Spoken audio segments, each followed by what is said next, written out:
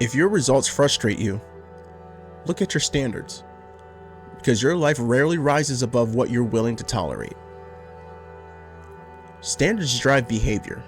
We like to blame outcomes. We rarely examine standards, but standards are the invisible ceiling on your life. If you tolerate procrastination, you'll get delayed success. If you tolerate inconsistency, you'll get inconsistent results. If you tolerate average effort, you'll get average outcomes. Your standards quietly dictate your behavior, and your behavior dictates your results. Excuses feel protective. They make us feel justified. I was tired. I was just busy. It's been a rough week.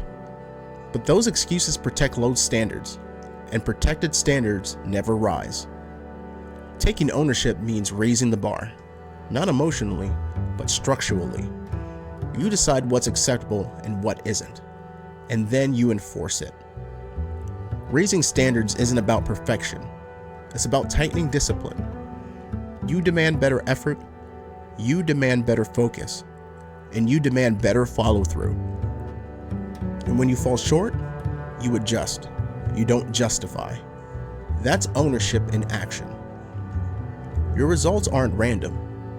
They're revealing. As always, remember these 3 ideals as you go for your goals. Stay consistent. When you don't feel like it, just do it anyway. Your future self will thank you. Don't give up. Giving up is a guarantee that you will not hit your goals. I know there will be struggles, but get something out of them. You are much closer to your goals than you think, so giving up is not an option. And finally, strive to be 1% better than you were the day before. You don't have to make big leaps. Just small steps of self-improvement each and every day will help you move closer towards your goals. Now let's get out there and get them. You got this. I believe in you.